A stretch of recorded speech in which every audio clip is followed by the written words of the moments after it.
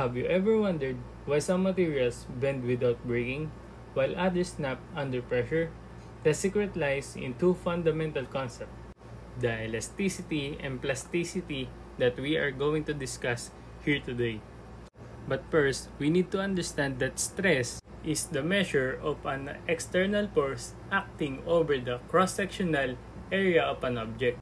And strain is the deformation of material from stress. It is simply a ratio of the change in length to the original length. Deformations that are applied perpendicular to the cross-sections are normal strains, while deformations applied parallel to the cross-section are shear strains. So it means that stress is the force that's applied to an object, and strain is how the object responds to the force. It's like when you push, pull, or squeeze something. The stress is the push or pull, and the strain is the change in shape or size that happens as a result. So imagine you're pulling on a metal bar. The force you apply is the stress, and the stretching or elongation of the bar is the strain. But what happens to the material when there's stress too much? Some materials can stretch or compress and return to their original shape, while others may change permanently or even break. And there's Hooke's law for us to understand that for many materials, the force required to stretch or compress an object is directly proportional to the amount of deformation that occurs as long as the material is not stretched too far beyond its elastic limit. Hooke's law, law of elasticity, discovered by the English scientist Robert Hooke in 1660, which state for relative small deformation of an object, the displacement or size of the deformation is directly proportional to the deforming force or load. So moving forward is let's discuss naman about the stress strain diagram. So yung stress strain diagram, sabi ng mga pages regarding mechanical engineering, isa daw ito sa important diagrams, especially if you are in the field of materials science engineering, since mas maintindihan mo daw kung paano nagbe-break ang mga materials, paano sila mag-undergo ng loading, and ma-understand mo kung paano yung stresses or yung behavior nila under such stress or behavior. So, ano yung relation nito sa elasticity and plasticity? So, with the diagram, with the stress strain diagram, is mas mabivisualize mo kung saang area nag-undergo ng plasticity or nagde-deform ang isang material, and kailan siya nananatili sa kanyang original form, or kahit i-stretch mo siya like a rubber band, is bumabalik siya sa kanyang original form or original composition. So, let's take a look sa stress strain diagram. So, as you can see here, isa tong stress strain diagram ng typical or the common steel na ginagamit sa field. As compared sa brittle materials, magkaiba sila ng stress strain diagram. But for today, gagamitin muna natin ito sa steel. So, you can see here, on the y-axis is the stress, and sa x-axis naman natin yung strain. So, sabi dito, suppose that a metal specimen be placed in tension compression testing machine. As the actual load is gradually increased in increments, the total elongation over the gauge length is measured at each increment of the load, and it is continued until failure of the specimen takes place. Knowing the original cross-sectional area, the length of the specimen, the normal stress, and the strain can be obtained. The graph of these quantities with the stress along the y-axis and the strain along the x-axis is called the stress strain diagram. So, para mas madali natin siya maintindihan, alam naman natin na nagkakonduct tayo ng different laboratories or experiments using the universal testing machine. So, ano nga ba ginagawa natin sa universal testing machine? Nagagawa tayo or nag-insert tayo ng dog bone or bone shape material, regardless kung PLA or ABS pwede natin gamitin.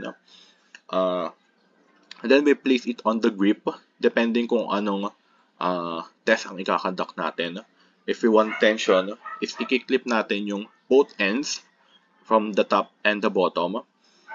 Ilalagay natin sa grip, and then i-apply the test by uh, elongating the dog or the bone sheet material. So, ang mangyayari is i-stretch siya on both sides from the top and the bottom, and then yung parang gitna niya or yung breaking point niya in the cross-sectional area is yun yung malagang para mas maintindihan natin yung material properties ng isang bagay.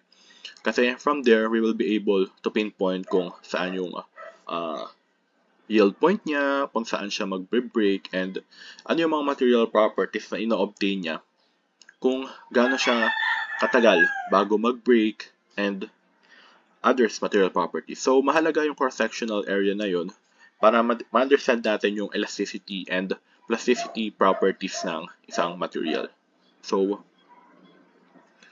discuss naman natin kung ano yung mga parts niya. So, as you can see here, yung O natin at the leftmost ng ating stress strain diagram, yung origin or kung saan wala pa siya nag-undergo ng stress or wala pang deformation, parang nasa original state pa lang siya.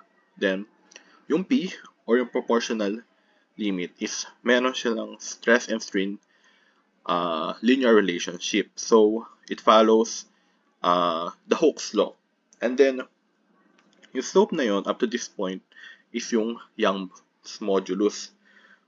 Kung saan yung material will be able to return sa original shape niya when unloaded. So, imagine meron kang rubber band and then in-stretch mo siya.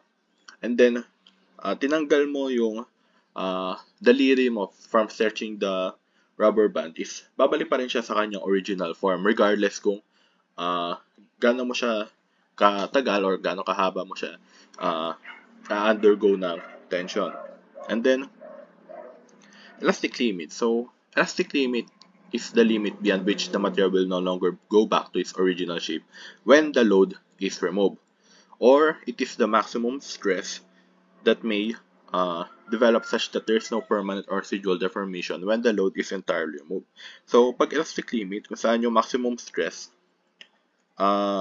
yung material natin re-return siya sa kanyang original shape pa din. And then, beyond that is magkakaroon ka na talaga ng permanent deformation. So, ano nga ba yung mga elastic and plastic ranges? So, the region in stress strain diagram from O to E is called the elastic range. So, pag sabi natin elastic range or elastic region, yun yung region na kung saan yung material mo, wala ka pang nangyayaring deformation or kaya pa niyang bumalik sa kanyang original state. Pero, pag dumating niya sa region from E to R, or yung plastic range or yung plastic region mo, dito na tayo nag-undergo ng deformation mo sa materials mo, kung saan, di na siya pwede balik sa kanyang original form. For example na lang is, kunwari dinurog mo yung isang bagay, kunwari na lang is plastic, ganun.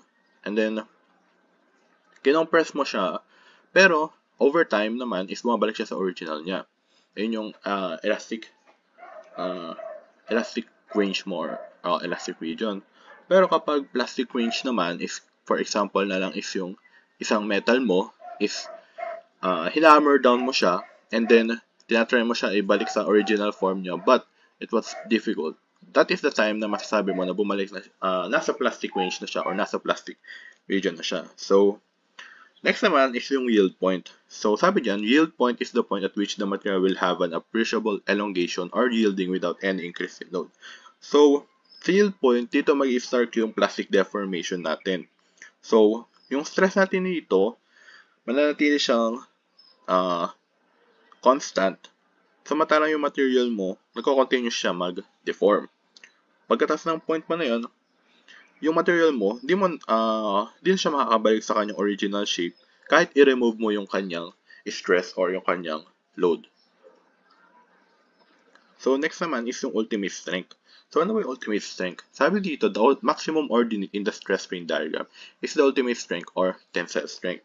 So, kapag sabi natin ultimate strength, ito yung maximum stress na material can withstand before necking begins. So, pagkatapos ito, yung material mo is magsisimula na siyang mag-weaken or manghina or parang darating ka na sa point na magfe-failure yung material mo. Pero ultimately, wala pa siya sa point na it will undergo failure. Dito siya sa rupture strength. So, sa rupture strength, ito yung strength at the material rupture, this also known as the breaking strength, kung saan totally sira na yung material mo. Meaning, for example, sa bridge na lang na nangyayari is if madaming load or umabot sa limit or overloaded yung dumaan mo sa bridge, mag-undergo siya ng rupture strength kung saan magbe-break yung mga materials mo. Kung saan magkakaroon ka ng iba't ibang scenario like failure scenario such as fracture. So, isa yun sa mga mahalagang consider natin in terms of the making structural establishments such as bridges and yung mga buildings natin. Kasi if we will not be able to understand these properties is hindi natin makakonsider kung kailan siya magbe-break and it will cause damages and accidents or even causes of life. So ayun, nag-occur siya after necking kung saan yung material di niya na kayang withstand yung applied na forces mo.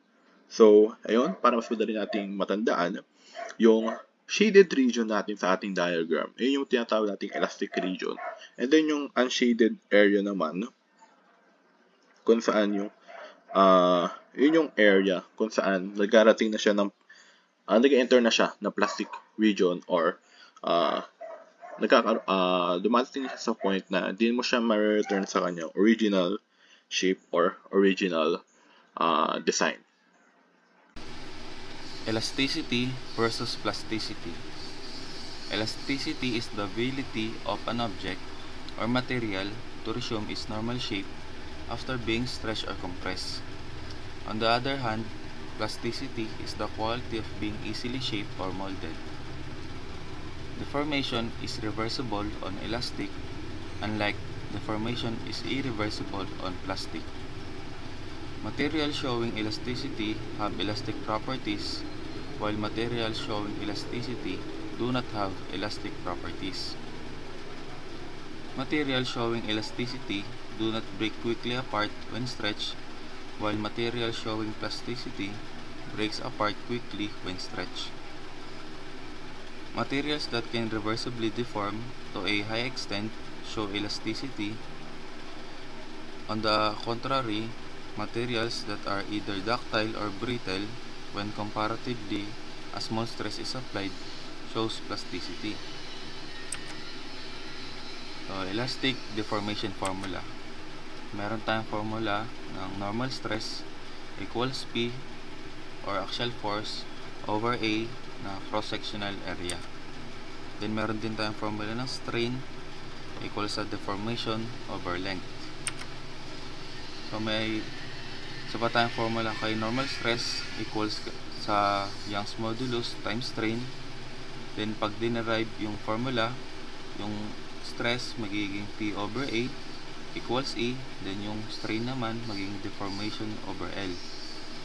Then pag dinerive ulit, makakabuo tayo ng formula ng deformation equals PL over EA, na ang P is actual load in member, then yung L, length of the member, then yung A, cross-sectional area, and yung E, Young's modulus of the material.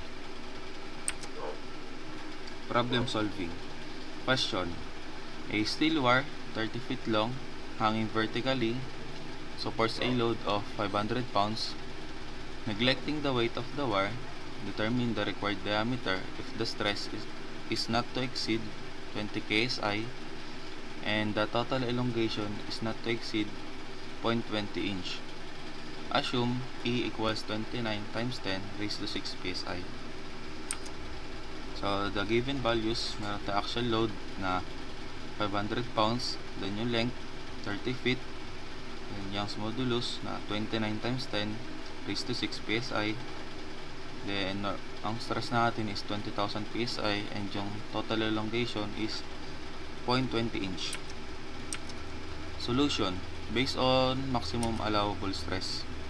So, may formula tayo ng stress na equals P over A.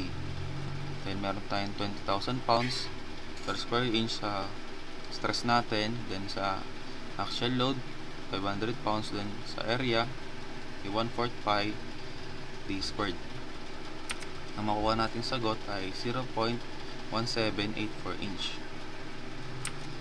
Para naman sa maximum allowable deformation, ang formula natin sa deformation is PL over AE. So, ang elongation natin ay 0.20 inch equal sa 500 pounds. Then, yung sa length naman natin, ang given sa problem ay 30 feet. So, kailangan natin i-convert siya sa inch. So, multiply lang natin siya sa 12 dahil for every 12 inch may 1 feet. So, 30 feet times 12 is 360 inch over A na 1/4 pi d squared, then sa Young's modulus na 29 times 10 raised to 6 psi. So, ang makuha natin sagot is 0.1988 inch. Then, use this bigger diameter since the resulting stress will not exceed 20 ksi. An aluminum bar having a cross-sectional area of 0.5 inch squared carries the actual loads applied at the position shown in the figure below. Compute the total change in length of the bar if modulus of elasticity is equals to 10 times 10 raised to 6 psi. Assume the bar is suitably braced to prevent lateral buckling. So, para mas maintindihan pa natin is gumawa muna tayo ng free-body diagram at i-illustrate kung saan ang direksyon ng ating mga force para i-identify natin kung tension ba to o compression. So, sa unang part ng aluminum bar is meron siyang external load na 6,000 pounds na may direksyon na pakaliwa. So, dapat ang internal force ay pakanan. So, dito magkakaroon lang tayo ng summation of forces. Kaya, yung P1 natin mag-equate sa 6,000, i-minus lang natin ulit sa 6,000 para maging 0. So, sa pangalawang part naman tayo ng aluminum bar, na mayroong dalawang external force na sa kaliwa ay 6,000 pounds at sa kanan naman ay 7,000 pounds. Kakaroon naman tayo ng internal force pakaliwa na kapag nag-sum up tayo ng forces horizontal, ay may makukuha tayo na value na 1,000 pounds na compression. So, sa third part ng aluminum bar, sa kanan, may external force na 4,000 pounds. Pakanan na may internal force na pakaliwa. Summation of forces ulit horizontal na mag-equate into 4,000 pounds. Yun yung P3 natin in tension. So, nakuha na natin yung mga value ng actual load na kailangan natin para makuha yung total change in length ng bar. So, para makuha natin yung total change in length, gagamitin natin yung formula na actual load in member times length of the member over Young's modulus of the material times cross-sectional area. So, every value na nakuha natin, i-input lang natin sa formula. So, makikita nyo sa gitna is negative yung 1,000 kasi compression siya. Kaya titignan nyo mabuti kung tension ba siya or compression. Tapos, i-calculate lang at may makukuha tayong change in length na 0.0696 in tension kasi positive yung nakuha nating sagot.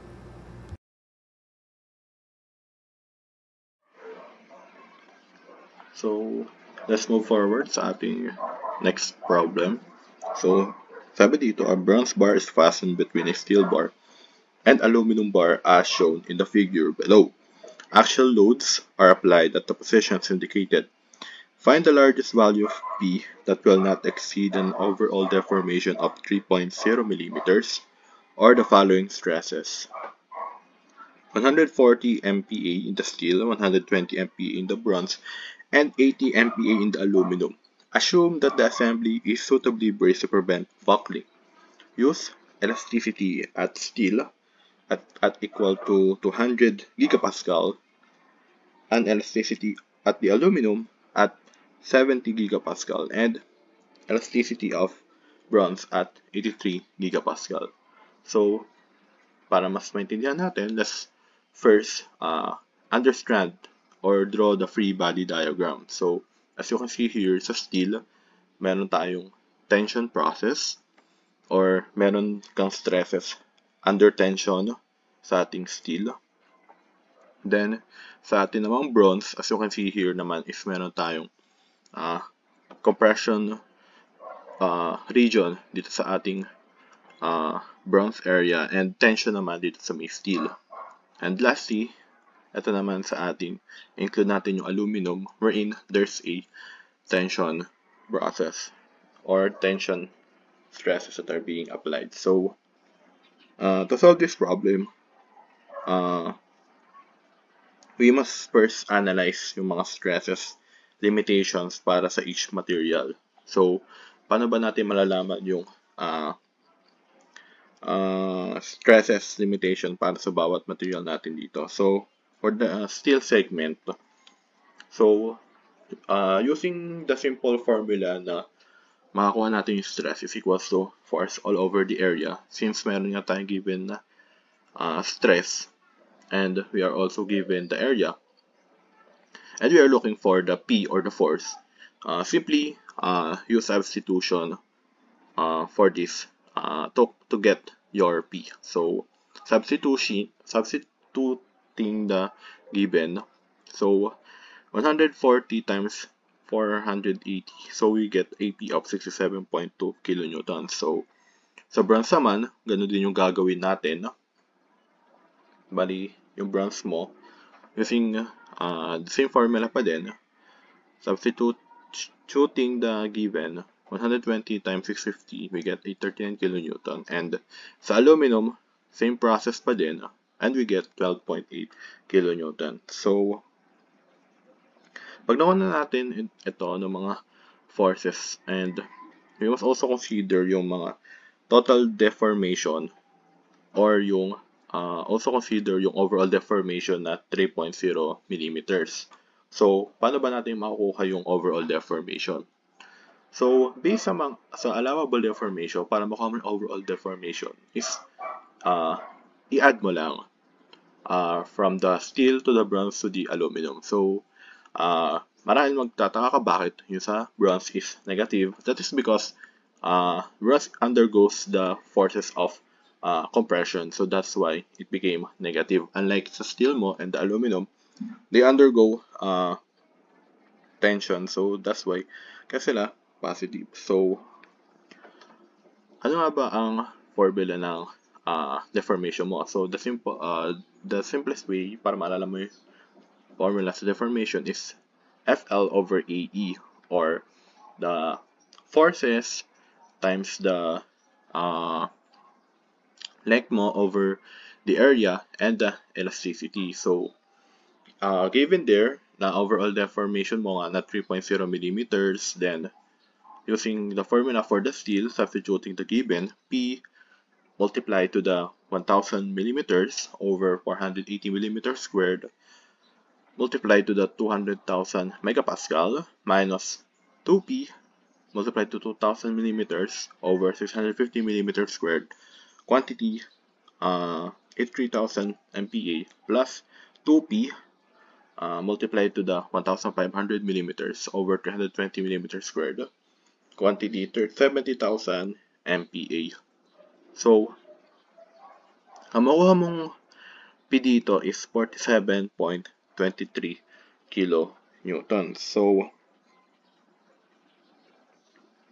ano nga ba ang sinasabi nito sa ating answer? So, it says na yung maximum allowable value of P is determined by the most restrictive of all constraints. Since the deformation constraint yields at 8.72 kilonewtons and aluminum stress constraint gives 12.8 kilonewtons with other constant stresses being higher. The maximum allowable load is 8.72 kilonewtons, as this is the lowest value that satisfies all conditions. So, kung babalikan natin yung result natin kanina is masasabi natin na dapat ang lowest na makuha natin is 12.8 kN since at this point hindi magbe-break yung ating bronze bar. At the same time is ma-minimize natin or yung mga stresses na ma-experience ng ating bronze bar.